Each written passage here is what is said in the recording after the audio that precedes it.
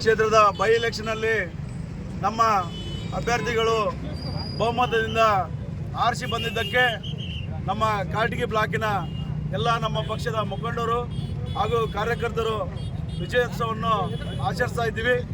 ಅದರ ಜೊತೆಗೆ ಈ ಬೈ ಎಲೆಕ್ಷನ್ನು ಏನು ಮಹಾಯುದ್ಧ ಅಂತೇಳಿ ತೋರಿಸಿದ್ರು, ಅದು ಈ ದಿನ ಸುಳ್ಳಿಗೆ ಮತ್ತು ಸತ್ಯಕ್ಕೆ ನಡೆದಂಥ ಚುನಾವಣೆಯ ಫಲಿತಾಂಶ ಬಂದಿದೆ.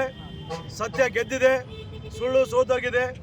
ಅದರ ಜೊತೆಗೆ ನಮ್ಮ ಕಾಂಗ್ರೆಸ್ ಪಕ್ಷ ನಮ್ಮ ಮುಖ್ಯಮಂತ್ರಿಗಳಾದ ಸಿದ್ದರಾಮಯ್ಯ ಸಾಹೇಬ್ರಿರ್ಬೋದು ಹಾಗೂ ಉಪಮುಖ್ಯಮಂತ್ರಿಗಳಾದ ಡಿ.ಕೆ. ಶಿವಕುಮಾರ್ ಸಾಹೇಬ್ರಿರ್ಬೋದು ಹಾಗೂ ಸಚಿವ ಸಂಪುಟದ ಎಲ್ಲ ಮಂತ್ರಿಗಳು ಎಲ್ಲರೂ ಸೇರಿ ಈ ಒಗ್ಗಟ್ಟನ್ನು ಪ್ರದರ್ಶಿಸಿ ಪಕ್ಷವನ್ನು ಗೆಲ್ಲಿಸಿದ್ದಕ್ಕಾಗಿ ನಮ್ಮ ರಾಜ್ಯದಲ್ಲಿ ಕಾಂಗ್ರೆಸ್ ಪಕ್ಷ ಒಳ್ಳೆಯ ಆಡಳಿತ ನಡೆಸ್ತಾ ಇದೆ ಅಂತ ಸಂದೇಶವನ್ನು ಕೊಟ್ಟಂತಾಗಿದೆ.